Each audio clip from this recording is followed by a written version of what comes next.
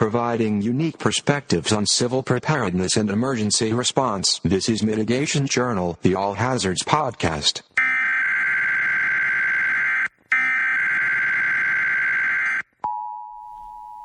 Welcome back to Mitigation Journal, the All Hazards podcast. My name is Rick Rosati. Thanks for joining us here on our 4-part series on emergency incident rehabilitation during cold weather.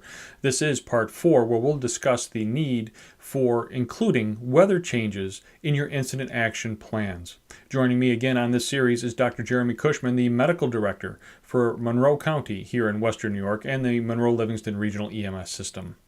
Thanks for joining us here on this series. I hope you go back and check out parts 1, 2, and 3. And as always, join us at mitigationjournal.org. The last topic on my list tonight, sir, is to talk about adding the need for changing weather conditions or accounting for changing weather conditions into our incident action plan. And I want to kind of just hedge that a little bit, Doc, with the thought that, we've been talking up till now about fire incidents. But can we just, if we tackle this last point, can we just broaden it out just a little bit to include all extended type incidents, non-fire events, perhaps entrapment, entanglements, collapses, whatever the case may be, that might keep our responders in the field for a protracted period of time?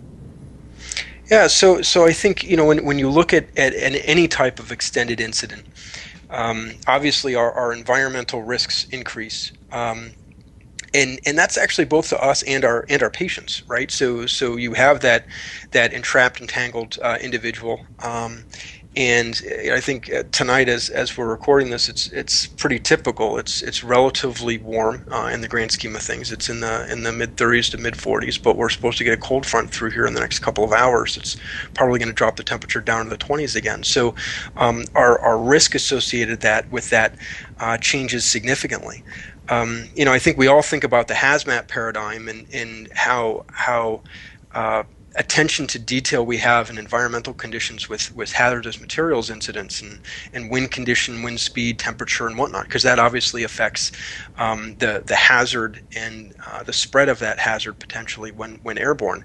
And I think if we apply that same paradigm really to any incident, that we can use that knowledge to, again, know what do I need to do for the patients or for the victims that we're caring for, what do I need to be prepared for, and more importantly, what do I need to make sure that I'm meeting both the rehab needs of my personnel that are at that incident, as well as I was expecting to get 20 or 40 or 3 hours worth of work out of them now, but weather conditions have changed, and now I need relief companies to come in. And if we don't think about that until after it's already snowing and sleeting and the temperatures drop 40 degrees, that's really too late. And so again, working with either our dispatch centers or even the safety officer, making that one of their things just to keep an eye on can certainly help mitigate that hazard down the line. Yeah, well put. And I think that is a good place for us to wrap up. Again, tonight we've been talking with Dr. Jeremy Cushman, the medical director for Monroe County here in the Monroe-Livingston Regional EMS System in Rochester, New York. And we've been talking about the need for rehab in the cold weather environment, kind of, putting this all together. We need to have rehab as a kind of a sector for all seasons, if you will. And it's more important, or as important, in the winter months to account for those insensible fluid losses and the risk of dehydration and all the problems that our protective gear can add for us when dealing with cold, wet environments. And we talked a little bit about the need for the logistics of bringing those school buses, if you will, in a little bit earlier to add for shelter, or putting this rehab stuff in our pre-incident planning process. And then, of course, the ever-important issue of prehabilitation, or making sure that we're ready to fight those battles and to let rehab do its job for a physically fit firefighter. And, of course, cannot overstate the need